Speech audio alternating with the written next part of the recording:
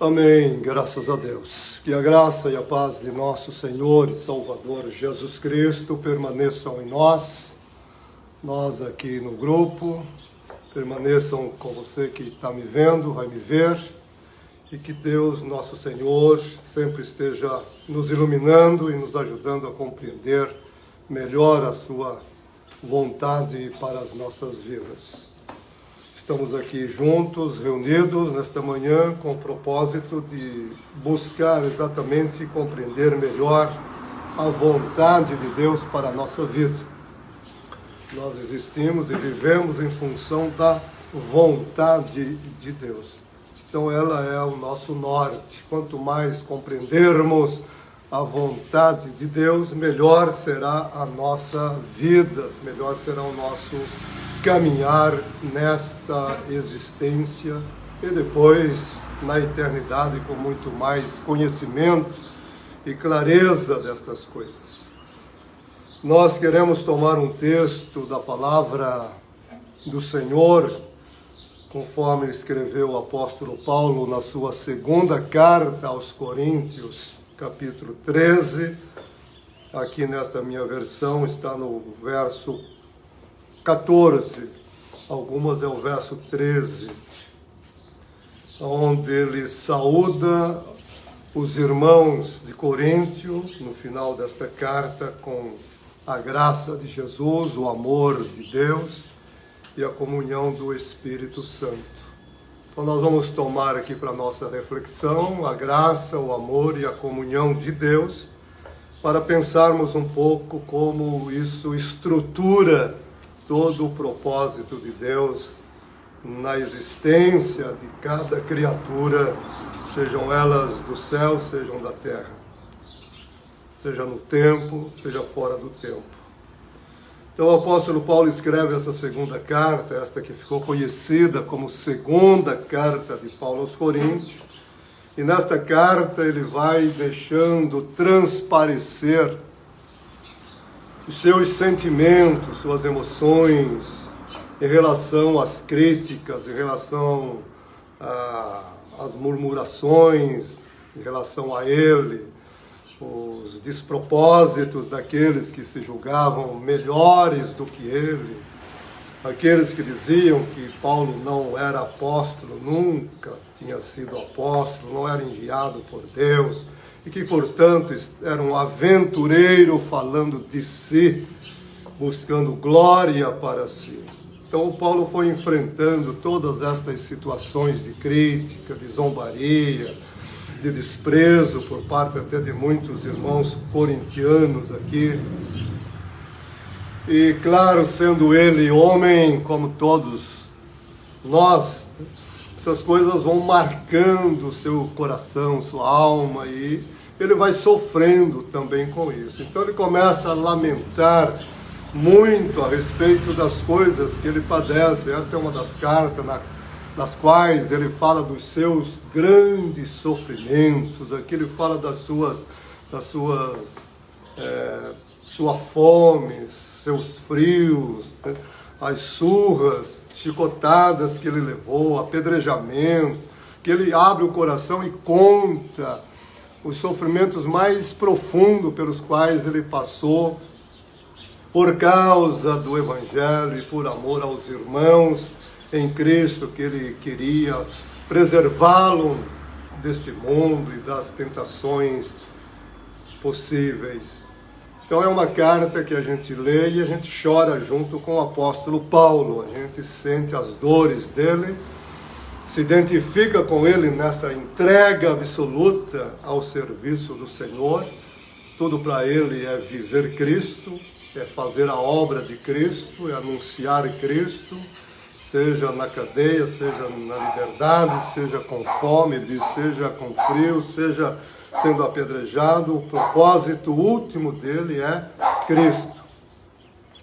E ele está aqui, então, enfrentando esses irmãos da igreja em Corinto, com toda essa carga emocional. No capítulo 2 desta carta, ele mostra como que às vezes ele até avançava os limites Quando nós lemos a primeira carta, no capítulo 5, aquele episódio horrível que nós encontramos ali, e Paulo toma uma atitude que, mais tarde, aqui nesta carta, no capítulo 2, ele vai falar que não foi a atitude mais acertada que ele teve.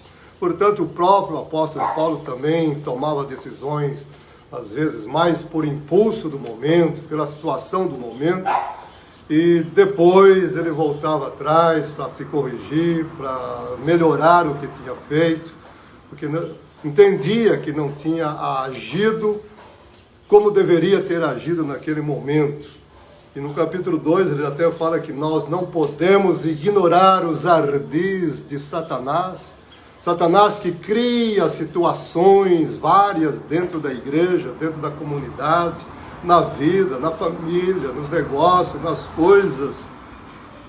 E o propósito maligno é nos tirar dessa comunhão, nos tirar desta caminhada consciente com o Senhor Jesus.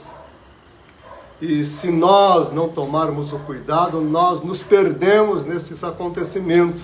As coisas acontecem, nós interpretamos esses acontecimentos a partir deles mesmos, a partir das situações, do contexto nos quais eles estão inseridos, e nós nos esquecemos que há por trás toda uma mentalidade maligna atuando, agindo, que ele chama de ardil, que ele chama de astutas ciladas e outras formas de mostrar isso.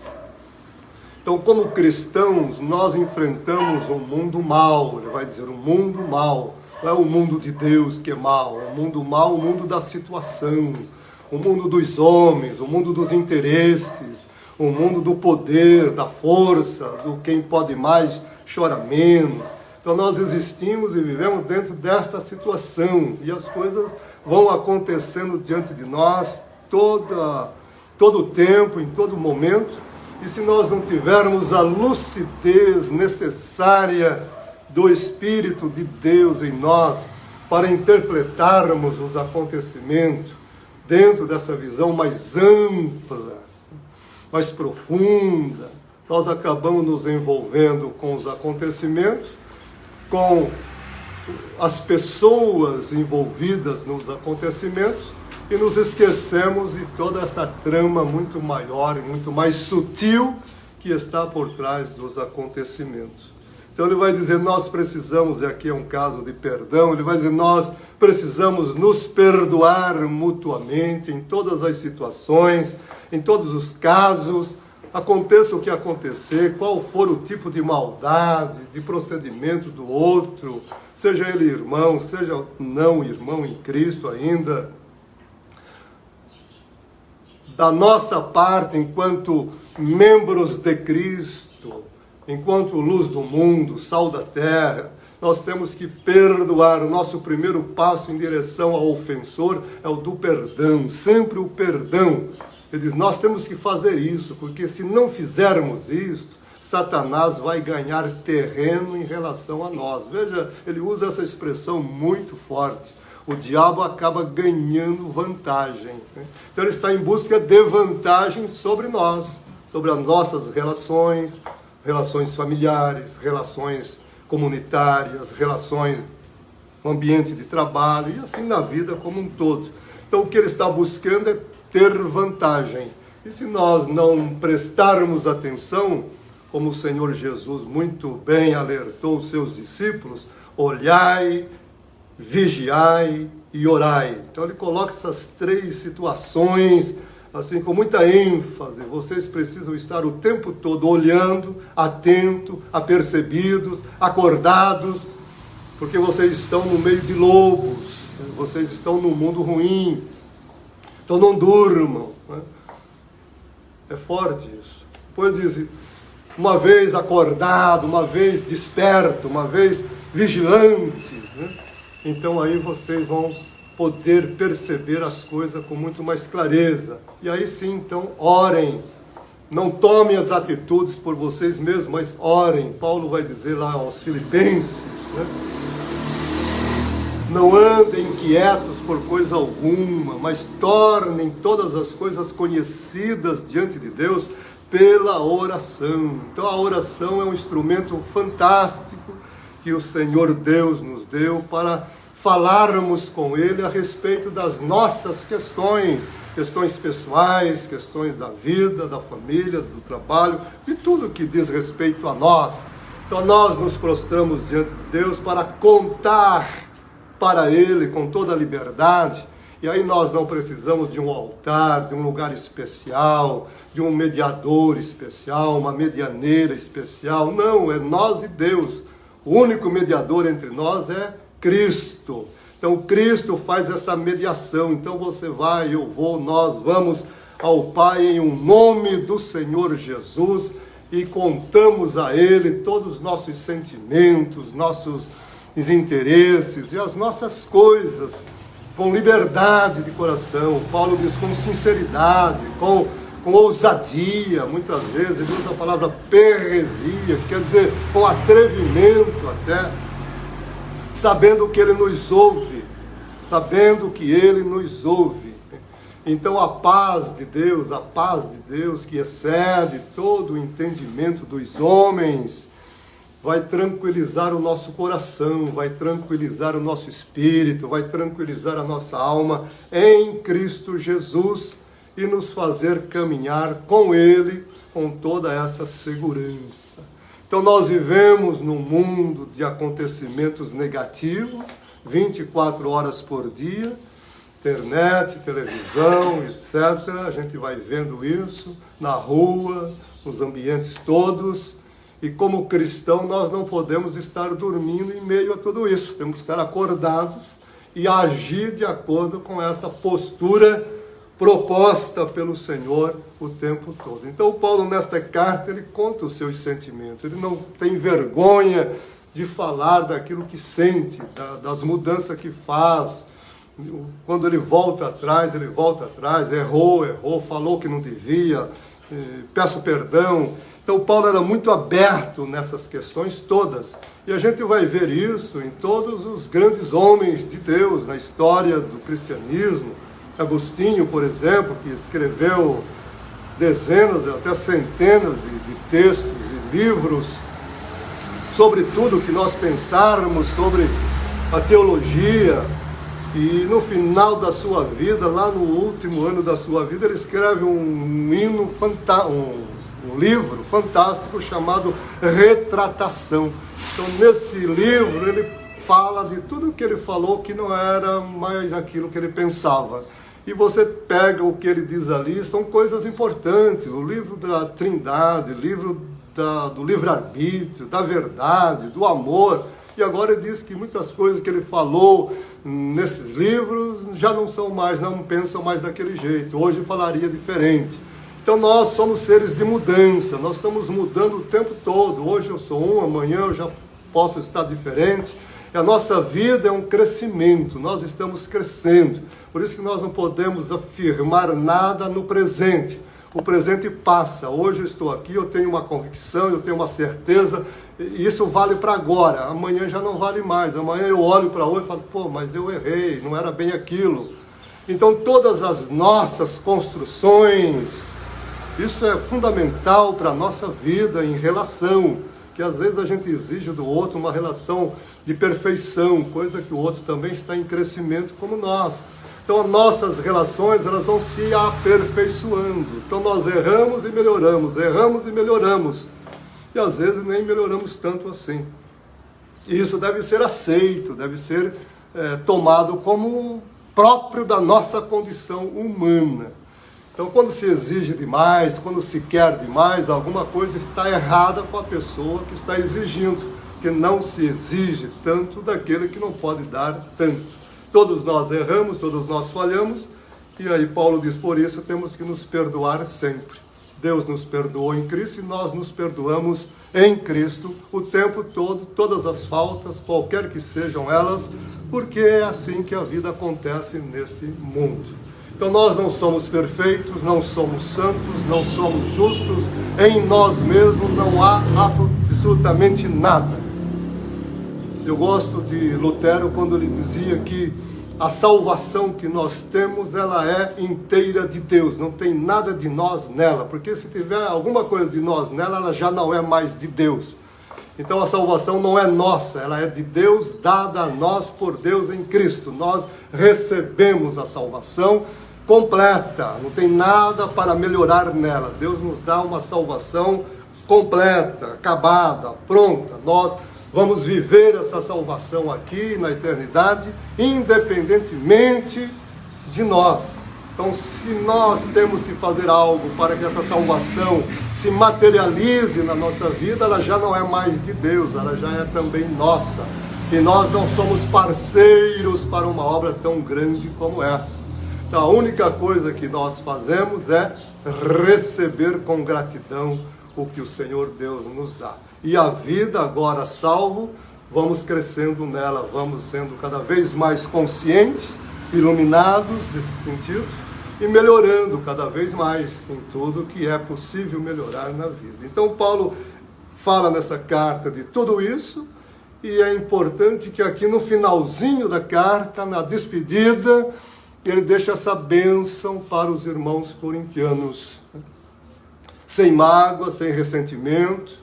Claro que ele está sentido, ele está abatido com eles, ele está envolvido com as críticas que recebeu deles, os desaforos todos, mas quando ele encerra a carta, o que ele faz? Ele vai dizer assim, verso 14 do capítulo 13: a graça do Senhor Jesus, o amor de Deus e a comunhão do Espírito Santo seja com vocês.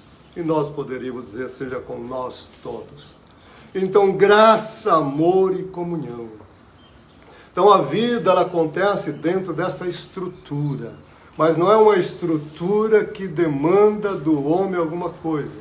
É uma estrutura própria da realidade de Deus enquanto Deus triuno. Graça do Senhor Jesus, amor de Deus o Pai, comunhão do Espírito Santo. Então é uma estrutura que só pode ser e existir nessa trindade bendita. Então essa trindade eterna que se dispõe em si mesma, misteriosamente, sem que nos seja possível saber o porquê dessa iniciativa, criar-nos para Ele. Então Deus decidiu, escolheu criar-nos para Ele. Não éramos, não existíamos, e Ele quis nos ter com Ele. Ele toma essa decisão quando diz, façamos. Ele olha a criação toda já pronta e diz, e agora? Bom, agora façamos. Façamos o quê? Façamos o ser humano. A palavra homem ali é ser humano. Adão. Então façamos o ser humano parecido conosco, que tenha um parentesco conosco, que seja capaz de nós, que seja capaz de nos receber nele, que seja capaz de responder a nós por ele. Façamos alguém que possa haver entre nós relação e possa haver entre nós comunhão. Então Deus pensa o ser humano como uma estrutura capaz de responder a Ele, porque Ele está criando esse ser humano para conviver com Ele, para estar com Ele. Os teólogos todos dizem, se Ele cria-nos parecido com Ele, é claro que Ele nos quer com Ele sempre. Eu gosto do bispo Urbano Zille, o bispo católico do Rio Grande do Sul. Ele tem umas expressões muito boas nesse sentido. Você não pode pensar num Deus que te cria a sua imagem e semelhança para te jogar fora. Você não pode pensar num Deus que pensa em você, numa estrutura capaz de amor, de bondade, de vida, para depois te jogar no lixo. Olha, isso não seria Deus. Então esse bispo inteligente, aberto para essas verdades, mostra para nós que quando nós olhamos para a criação humana, temos que olhar antes de olhar para nós, olhar para Deus, para aquele que está nos chamando à existência. Então Ele nos chama, e quando Ele nos chama, Ele já pensou em nós na nossa existência toda. Não é uma improvisação, não é um momento de impulso de Deus. Não, é um pensar eterno. Ele já pensou você ontem, hoje, amanhã, eternamente. Então você e eu viemos à existência dentro de um querer eterno, de um pensar eterno, de um viver eterno. Então quando Paulo diz a graça do Senhor Jesus, ele está mostrando essa graça inicial, essa graça original, essa graça que permitiu a existência sua e minha. Não é alguma coisa que ele vai nos dando na história, não. É a graça da existência. Ele se manifestou cheio de graça. E todos nós recebemos dele graça sobre graça. Porque tudo é criado nele, tudo é criado por ele, tudo é criado através dele. João diz, tudo foi feito por ele, sem ele nada do que foi feito se fez. Paulo repete isso aos Colossenses. Ele é antes de tudo, e tudo provém por meio dele. Seja as espirituais, seja as materiais, sejam visíveis, invisíveis, seja do céu, seja da terra, tudo provém por meio dele, por ele, para ele. E tudo se sustenta nele. E ele dá o ritmo para tudo aquilo que cria. Ele torna-se nessa relação tanto a origem como o objetivo da criação. Então, impossível não estar nele, não viver para ele, com ele. Então essa existência sua e minha, Paulo vai dizer aqui lá para aqueles coríntios e para nós, ela não vem de uma fonte neutra.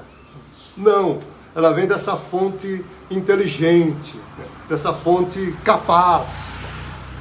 Não é um acidente, portanto, não é uma casualidade, não é um acontecimento espontâneo. Não, você provém de um pensamento, de um querer carregado de graça. Então é impossível que isso não dê certo, vai dizer Paulo. Então a graça do Senhor, primeira coisa na vida que nós precisamos ter sempre em mente, nós somos abarcados, abraçados e permeados pela graça que é a pessoa de Jesus Cristo. Esta graça não é algo, não é uma coisa. Esta graça é a própria pessoa de Jesus. Então nós somos agraciados pelo próprio Jesus, agraciados pelo próprio Filho de Deus.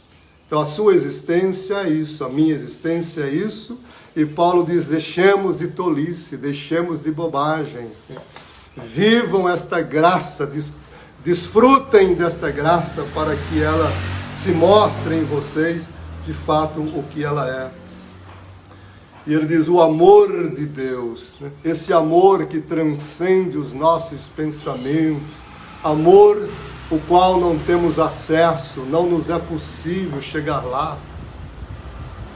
Também um outro teólogo, Donald Spoto, também católico, norte-americano, ele tem um livro muito bom que escreve sobre o amor de Deus, e ele diz que um dos erros grandes dos seres humanos é confundir o amor de Deus com o amor humano. Às vezes nós achamos que Deus nos ama como nós o amamos, que Deus nos ama a nós como nós nos amamos uns aos outros, e nos esquecemos que Deus é amor. E o amor que Deus é está fora de qualquer possibilidade nossa. Nós nunca chegaremos ao nível do amor de Deus. É um amor para nós crescermos infinitamente em direção a Ele. É um amor dentro do qual nós nos expandimos, nos expandimos, nos expandimos e nunca vamos chegar ao limite desse expandir. Então pensar o amor de Deus não é pensar em conta-gotas, não é pensar em mediocridade, não é pensar em coisas humanas, né? Por melhor que seja o ser humano, um pai, uma mãe, por mais amor que eles derramem sobre os seus filhos, estarão sempre infinitamente longe do amor real que é Deus. Então, nem o amor de mãe, nem o amor de pai pode ser parâmetro para nós entender o amor de Deus. O amor de Deus é sempre além. Quando pensar no amor que Deus é, pense que você está diante do infinito e que você pode mergulhar nesse infinito, se atirar nesse infinito, sem medo, sem preocupação, porque você não vai dar com a cabeça em alguma pedra, algum tronco, no chão raso, de uma profundidade que você e eu jamais encontraremos. Então é o amor para nós nos perdermos nele. Então nós vivemos perdidos dentro desse amor de Deus. E quanto mais nos perdemos no amor de Deus, mais nos encontramos, mais nos reconhecemos, mais nos percebemos. Quanto mais distante você e eu estivermos embrenhados nesse amor, mais de Deus nós teremos na consciência, no coração, na vida. E quando falarmos de Deus, nós não falaremos de um déspota, nós não falaremos de um tirano, nós não falaremos de um ser com um chicote na mão, nós não falaremos de um ser que está espumando de ira, de raiva, para pegá-lo lá na esquina. Quando falarmos de Deus, vamos falar nessa grandeza. Aleluia, aleluia, aleluia. Que nos envolve, nos toma, nos ganha e nos faz saber que existimos para essa beleza, essa grandeza. A vida não é feia, a existência jamais está longe de ser feia. A existência é bela, o mundo é belo, a criação é belíssima, mas esse belo só pode ser percebido nessa dimensão do amor que Deus é. Então, quanto mais profundo estivermos em Deus, mais entenderemos do que é o amor nele e deixaremos de bobagem, deixaremos de tolices em medir o amor de Deus com o nosso e com o das pessoas.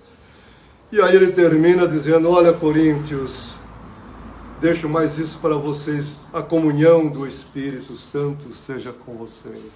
A comunhão. E aqui a questão é muito profunda também.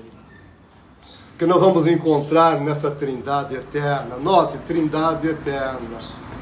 Então Paulo nos leva para a eternidade. E lá na eternidade o que é que ele nos mostra? Ele nos mostra um Deus trino que vive comunhão. Leonardo Boff, no seu livro sobre Trindade, tem uma frase que é belíssima, que ele diz, no princípio havia a comunhão dos três, e não a solidão do um. Foi feliz nessa frase. Então lá na eternidade, o que nós encontramos? Encontramos a comunhão. A comunhão de quem? A comunhão de três, Pai, Filho e Espírito Santo. Não encontramos um Deus solitário, perdido no deserto da eternidade. E essa trindade, ela é construída não de dentro para fora, mas de fora para dentro. Então, primeiro nós vemos essas três pessoas que se entrelaçam e se fundem nesse tronco, pensando aqui numa árvore, estou vendo uma árvore diante de mim. Então, esse tronco que se torna a unidade divina. Então, são três que se entrelaçam, que dançam. Os teólogos antigos falavam da dança de Deus, gostavam muito de pensar na Trindade como essa dança que nunca termina. Quando você olha assim, os bailarinos dançando e girando, e aquele movimento que te encanta e que te leva ao êxtase até. Então, olhando para Deus nessa dança da vida, existindo nele, a partir dele, numa comunhão que transcende o entendimento, nós ficamos boquiabertos, ficamos encantados. Guimarães Rosa dizia que nós não morremos, ficamos encantados. Não sei até onde ele pensou isso, mas eu penso que quando nossos olhos se abrirem diante de Deus e virmos essa beleza toda estampada diante de nós, ficaremos de boca aberta, ficaremos encantados, olhando, Deus, Deus. Me lembro num culto, quando terminamos o culto, e um jovem que estava sentado num dos bancos, parado, cabeça voltada para trás, olhando para o teto do templo, e o diácono chegou, sacudiu, pensando que ele estava dormindo, e disse, ei, acabou o culto, vamos embora. E aí ele respondeu, eu estava olhando para ele e ele estava olhando para mim. Quer dizer, ele não estava ali. Aleluia. Aquele jovem não estava ali no banco. Tinha sido levado, estava longe. Deus estava olhando para ele, ele olhando para mim. Então me encantou. Ficou encantado olhando a beleza. Então a vida cristã, ela não se limita nessas coisinhas. Paulo está dizendo aqui aos Coríntios, não se percam nessas coisinhas do dia a dia. Não se percam nessas disputas tolas. Quem pode mais, quem é mais, quem tem mais dons, quem tem menos dons. Não se percam nessa tolice. Quem prega melhor, quem prega pior, quem tem mais ciência, quem tem menos ciência. Ele vai dizer, se alguém pensar que já sabe tudo, não estará fazendo nada mais do que revelar a sua ignorância. Porque nós estamos diante do infinito, e diante do infinito nós nos calamos. Jó gritou, esperneou, desafiou, pulou, mas quando Deus fala com ele, diz, coloco a mão na minha boca e não me atrevo a responder uma só palavra.